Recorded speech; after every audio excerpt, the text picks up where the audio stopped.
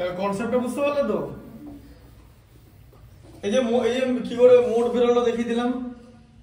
এটা হচ্ছে তোমাকে বললাম মোডের একটা ম্যাচ দেখিয়ে দেবো, যে মোডের ম্যাচটা হচ্ছে এরকম, ঠিক আছে? এবারে এইটা এখানে এল কেন তোমার এটা হলো মানে 30 হলো, তার কারণ এখানে মানগুলো দুবার করে লেখা আছে। যদি এরকম হয়, ধরো আমরা একটা শ্রেণীর কথা বলছি, ধরো এরকম হলো যে 1 থেকে 5, 6 থেকে 10, এরকম হলে কি করবে? 5 আর 6 যোগ করে 5.5 হবে এর মান, ঠিক আছে?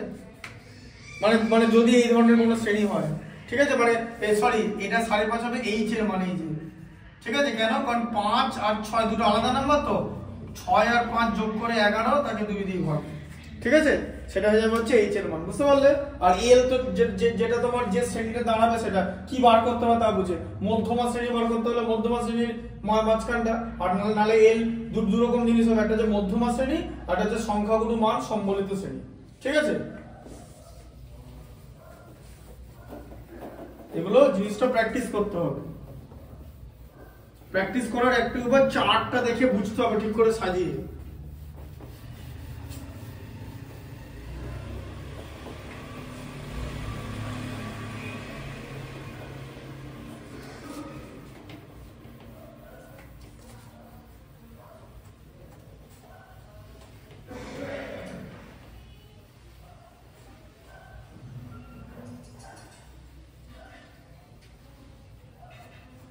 ওটা কত নম্বর চ্যাপ্টার আছে?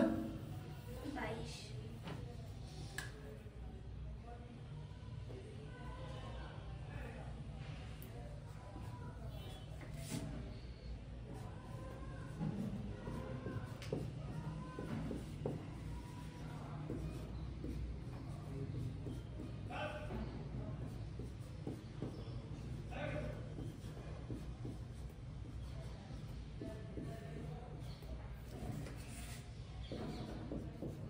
একটাই চ্যাপ্টার আছে না? হ্যাঁ, এটা একটাই আছে। একটা এক্সারসাইজ 22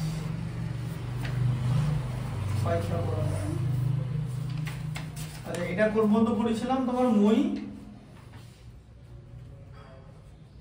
এটা 3 হয়েছিল, 3 পর্যন্ত। 3 পর্যন্ত হয়েছিল, ঠিক আছে।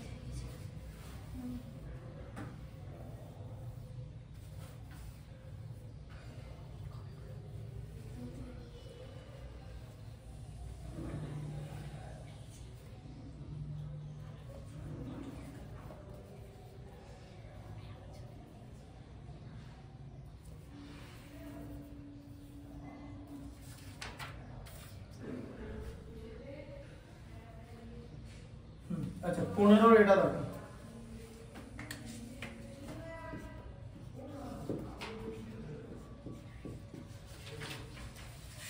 কি আছে বলো, 15 এর একটা। এক ব্যক্তি একটি স্থান থেকে 24 মিনিটের পশ্চিম দিকে যান এবং তারপর 10 মিনিটের উত্তর দিকে যান। যাত্রা স্থান থেকে ব্যক্তির দূরত্ব কত? ধর লোকটা এখানে দাঁড়িয়ে আছে, হতেই পারে। কি করেছে ওরা এখানে দাঁড়িয়ে? 24 মিটার পশ্চিম দিকে। পশ্চিম দিক মানে কি? এই যে পশ্চিম মানে পশ্চিম দিক মানে কি? পশ্চিম দিক এদিকে হয় পশ্চিমবঙ্গ, পশ্চিম পূর্ব, জানো তো? এদিকে দেখো নর্থ, সাউথ, ওয়েস্ট আর ইস্ট, ওই জন্য বাংলাদেশকে ইস্ট বেঙ্গল বলে, তাই না? আর বাংলাদেশের পশ্চিমে কি আছে? পশ্চিমবঙ্গ, তো ওই জন্য ওটার নাম পশ্চিমবঙ্গ। পশ্চিমবঙ্গকে পূর্ববঙ্গ বলা যাবে না, এই দিকটাকে ইস্ট বলে, এটা ওয়েস্ট হয়, ইস্ট, ঠিক আছে? বুঝতে পারলে ব্যাপারটা?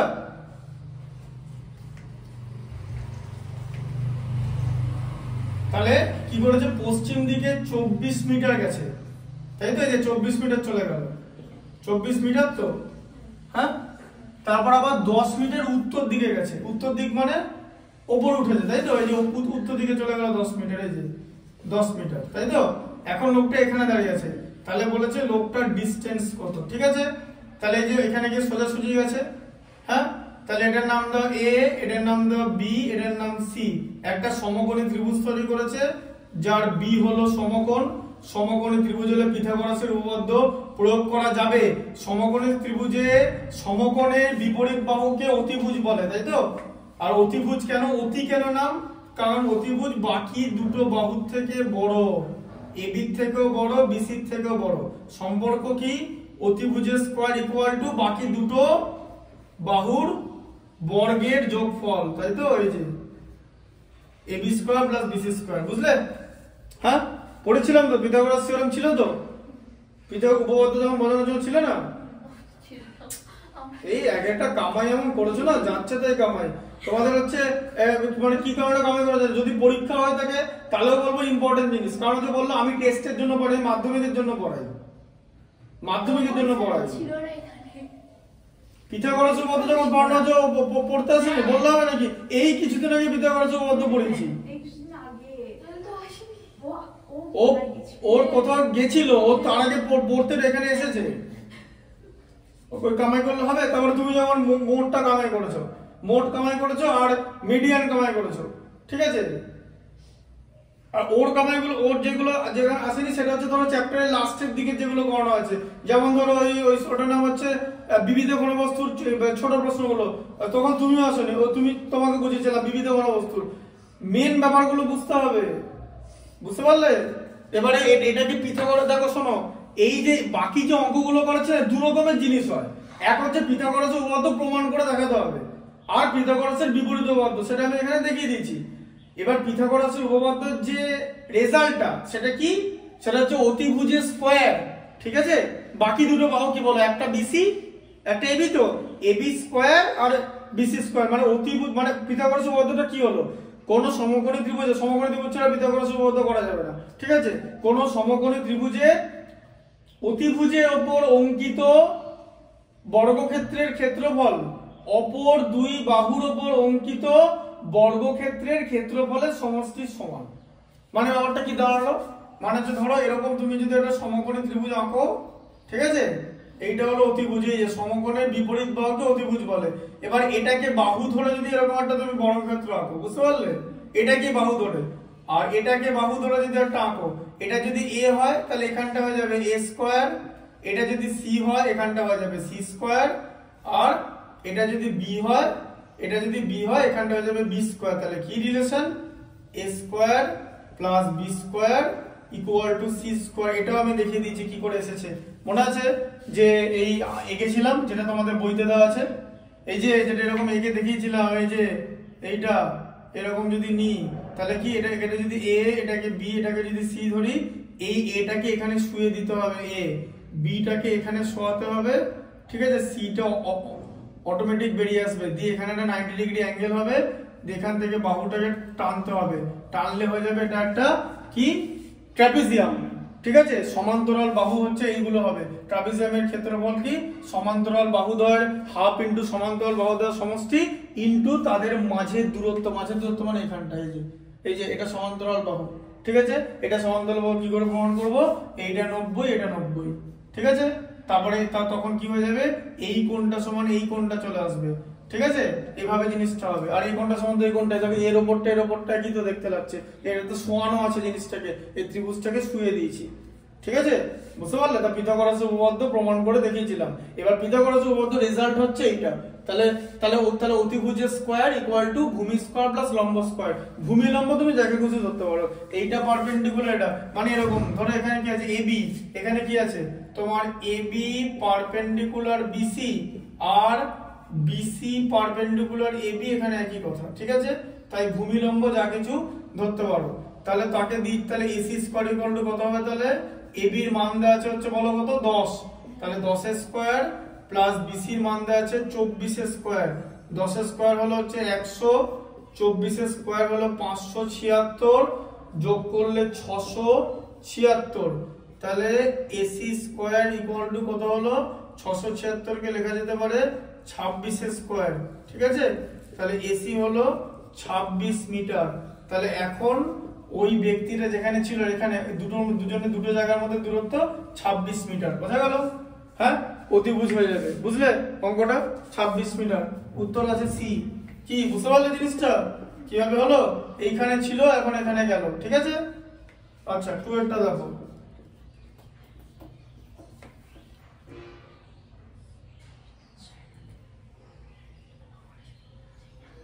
আচ্ছা, কি আছে, এবিসি একটি সমবাহু ত্রিভুজ, ঠিক আছে? এবিসি সমবাহু ত্রিভুজ। আচ্ছা,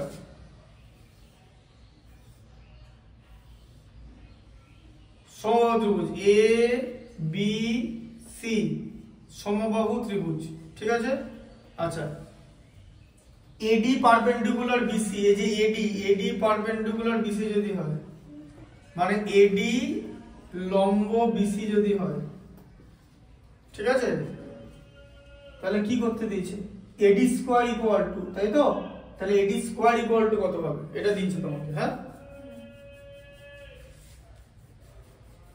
আচ্ছা, এবার এখানটা দেখো, এবার সমবাহু ত্রিভুজের কি হয়, যে সমবাহু ত্রিভুজে কি করে, যে এডিটা বিসির উপর পারপেন্ডিকুলার তো, হ্যাঁ, দিয়ে এডিটা না বিসি কে ভাগ করে দিয়েছে, মানে এখন এরকম হয়ে যাবে, এই যে বিডি ইকুয়াল টু সিডি করে দিয়েছে, বোঝা গেল, মানে বাইসেক্ট সিডি করে দিয়েছে, ঠিক আছে। মানে এখন আবার বিডির সঙ্গে যদি তুমি সিডি যোগ করো তাহলে হয়ে যাবে হচ্ছে বিসি, ঠিক আছে। এবার বিডি আর এবার এখানে এডি স্কয়ারের মধ্যে সিডি সিডি সিডি সিডি দেখতে পাচ্ছ, অপশনের মধ্যে সব সিডি আছে, দেখেছো, অপশন দেখে অঙ্ক করবো, সব সিডি আছে তো, বিডির জায়গায় সিডি লেখো, এই যে বিডির জায়গায় সিডি লেখা যায় তো, সিডি প্লাস সিডি, বুঝতে পারলে বিডি ইকুয়াল টু কেন সিডি হলো, যে সমকৌণিক বিন্দু থেকে অঙ্কিত লম্ব এই নিচের ভূমিটাকে সমান ভাগে বিভক্ত করেছে, ঠিক আছে। এটা সমবাহু ত্রিভুজের ক্ষেত্রে হয় আর সমদ্বিবাহু ত্রিভুজের ক্ষেত্রে হয়, মধ্যম মানে মিডিয়ান আর মানে অল্টিটিউড একই, মিডিয়ান মানে মধ্যমা আর অল্টিটিউড মানে উচ্চতা, ঠিক আছে। এটা সমবাহু ত্রিভুজ আর সমদ্বিবাহু ত্রিভুজের ক্ষেত্রে একই হবে, ঠিক আছে। এটা সমবাহু ত্রিভুজ বলা আছে, তাহলে সিডি ইকুয়াল টু সিডি হচ্ছে বিসি, ঠিক আছে, তার মানে 2CD ইকুয়াল টু হচ্ছে বিসি, ঠিক আছে। আচ্ছা, এবারে কি বলেছে, এডি স্কয়ার বলেছে, তাহলে এইভাবে যদি আমি আরেকবার যদি সমান করে জিনিসটাকে আঁকি, এটা এ বি সি ডি, আচ্ছা, তাহলে এদিকে দেখা পড়ে, তাহলে এবার এখানে কি এই ত্রিভুজটা না, এটা তো একটা সমকোণী ত্রিভুজ, তাই তো, হ্যাঁ, এখানটা দেখতে হচ্ছে একটা সমকোণী ত্রিভুজ, এই যে এখানটা, হ্যাঁ, সমকোণী ত্রিভুজের অতিভুজ হচ্ছে এবি তো, তাহলে এবি স্কয়ার ইকুয়াল টু কত, এই যে বিডি স্কয়ার প্লাস এডি স্কয়ার তো, হ্যাঁ। আচ্ছা, তাহলে এডি স্কয়ার কি করে পাবে, এবি স্কয়ার থেকে বিডি স্কয়ার বাদ দিয়ে, তাই তো, হ্যাঁ, ঠিক আছে। এবার এডি স্কয়ার ইকুয়াল টু কত হবে তোমাকে জিজ্ঞেস করেছো তো, এই যে এডি স্কয়ার ইকুয়াল টু কত হবে, আচ্ছা, সব উত্তর সিডি তে আছে তো, সিডি তে সমস্ত উত্তর, তাহলে এবি আর বিডি সরাতে হবে তো। আচ্ছা, এবি স্কয়ার মানে কি, এবি স্কয়ার মানে এবি, এই দেখো এবি এসি আর বিসি তিনটেই তো সমান, সমকোণী ত্রিভুজ সমবাহু ত্রিভুজ বলেছে তো, এবি এসি আর বিসি তিনটেই সমান বলেছে তো। আচ্ছা, তাহলে আমাকে কি করে, সব উত্তর কি আছে, সব সিডি সিডি তে উত্তর আছে তো, চারটা অপশন, তাহলে এখানে এবি, তাহলে সিডি কার সঙ্গে যুক্ত, সিডি নিচে আছে দেখেছো, তার মানে বিসির সঙ্গে সিডি যুক্ত তো, মানে বিসির মধ্যে সিডি আছে তো, বিসির মধ্যে। আচ্ছা, এবি আর বিসির মান একই তো, তাই এবি স্কয়ার কে রিপ্লেস করব আমি বিসি স্কয়ার দিয়ে, এই যে এবি স্কয়ারের জায়গায় লিখলাম বিসি স্কয়ার একই, কারণ AB equal to BC, AB equal to যদি বিসি হয় AB square equal to BC square হবে, ঠিক আছে, বুঝতে পারলে। আচ্ছা, বিসি স্কয়ার হলো। আচ্ছা, বিডি মানে কি, বিডি মানে তো সিডি লেখা যায় তো, তাহলে BD square equal to CD square লেখা যায় তো, হ্যাঁ, BD square equal to CD square লেখা যায় তো, যে বিসি ইকুয়াল টু যদি সিডি হয়, এই যে sorry BD equal to CD, তাহলে BD square equal to CD square লেখা যায় তো, জাস্ট স্কয়ার করে দিলাম, লেখা যায় তো এটা। আচ্ছা, এবার কি করব বলো, এডি স্কয়ার ইকুয়াল টু, এই যে বিসি মানে কত, এই যে বিসি মানে যে 2CD, এই যে, তাহলে 2CD তার whole square minus CD square, তাহলে কত হলো, এডি স্কয়ার ইকুয়াল টু 2CD মানে 4CD square minus CD square, তাহলে কত হলো, এডি স্কয়ার ইকুয়াল টু হচ্ছে 3CD স্কয়ার, অপশন আছে 3CD স্কয়ার সি, বুঝলে কি করে এলো, অত সোজা না অঙ্কটা, হ্যাঁ, পিথাগোরাসের থিওরেমের পাইথাগোরাস মানে পিথাগোরাসের উপপাদ্যের প্রয়োগ কিন্তু অত সোজা না। বুঝতে পারলে কনসেপ্টটা কি করে এলো? এইরকম ভাবে খুঁজে খুঁজে বার করতে হবে। যে আমি একদম টোটাল প্রসেসে বোঝালাম যে সবার আগে দেখতে হবে উত্তর আছে সিডিতে। সিডি কোথায়? সিডি আছে বিসির মধ্যে। আবার বিসি আর এবি দুজনেই সমান, তার কারণ দুজনেই সমবাহু ত্রিভুজের বাহু। তাহলে এবি ইকুয়াল টু যদি বিসি হয় তাহলে AB square equal to BC square হবে। তাই এবি স্কোয়ারের জায়গায় আমি বিসি স্কোয়ার লিখে দিলাম। আবার এখানে বিসি ইকুয়াল টু 2সিডি বার করে আমি দেখিয়ে দিয়েছি যে এই দুটো ইকুয়াল, তাহলে বিডির জায়গায় সিডি লেখা যায়। কেন সিডি লিখবো তুমি যদি জিজ্ঞেস করো, উত্তর তো তোমার অপশনে সিডি আছে, সব সিডি করে দিতে হবে। তাহলে সিডি প্লাস সিডি হচ্ছে 2সিডি। তাহলে বিসি মানে কত? 2সিডি। তাহলে বিসি স্কোয়ার কত? 2সিডি তার হোল স্কোয়ার মানে 4সিডি স্কোয়ার। 2সিডি স্কোয়ার না, কিন্তু এটা হোল স্কোয়ার ঢুকবে। তাহলে 4সিডি স্কোয়ার থেকে একটা সিডি স্কোয়ার মাইনাস করলে 3সিডি স্কোয়ার। বুঝতে পারলে কিরকম করে জিনিসগুলো এলো? নিতে এসছে নাকি? নিতে এসছে, দেখছি। থ্রেডটা হয়ে যাবে, বার করো। থ্রেডটা কি লেখা আছে? থ্রেডটা এবি সমান ত্রিভুজে এসি সমান বিসি এবং এবি স্কয়ার সমান 2ac হলে সি এর পরিমাপ। সমাধিপদ তুমি করেছে এসি ইকুয়াল টু বিসি বলা যায়, যে এসি ইকুয়াল টু বিসি। ঠিক আছে, তাহলে কিভাবে করবে?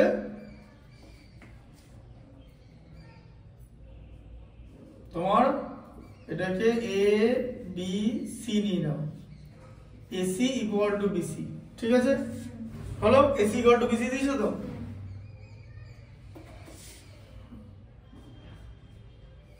এসি ইকুয়াল টু বিসি দিয়েছে। ঠিক আছে, আর কি দিয়েছে?